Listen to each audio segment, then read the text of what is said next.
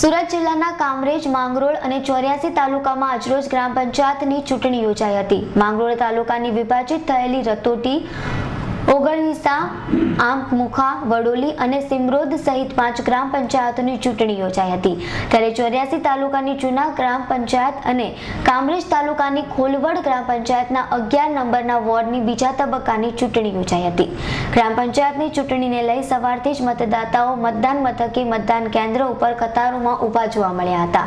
ત્યારે જિલ્લામાં આજરોજ યોજાયેલી ગ્રામ પંચાયતની ચૂંટણી શાંતિપૂર્ણ માહોલમાં યોજાઈ હતી અને મતદારોએ ઉત્સાહભેર ગ્રામ પંચાયતની ચૂંટણી માટે મતદાન કર્યું હતું। ત્યારે ચૂંટણી દરમિયાન કોઈ અનિચ્છનીય ઘટના ન બને તે માટે મતદાન કેન્દ્ર ઉપર પોલીસ બંદોબસ્ત પણ ખડકી દેવામાં આવ્યો હતો। માંગરોળ તાલુકાની 5 ગ્રામ પંચાયત વિભાજિત થયેલ હતી।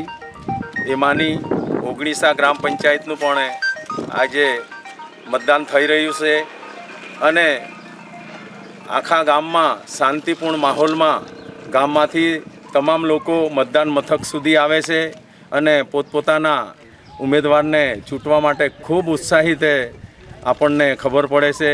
આ ગામમાં તમામ આદિવાસીઓની વસ્તી છે, પણ ભવિષ્યમાં પણ આ ગામમાં કોઈ અનિશ્ચય બનાવ બનેલ નથી। આજે પણ શાંતિપૂર્ણ માહોલમાં આ 19 ગ્રામ પંચાયતને ચૂંટણી માટે લોકો મતદાન કરી રહ્યા છે અને ગામમાંથી લોકો ઉત્સાહથી મતદાન મથક સુધી આવી રહ્યા છે। ત્યારે હું ગામ લોકોને પણ શુભેચ્છા પાઠવું છું કે તમને જે ગમતો માણસ હોય એને તમે મતદાન કરો।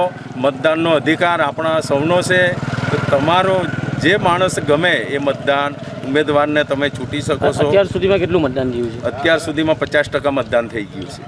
મુકેશ રાજપૂતનો રિપોર્ટ, કામરેજ।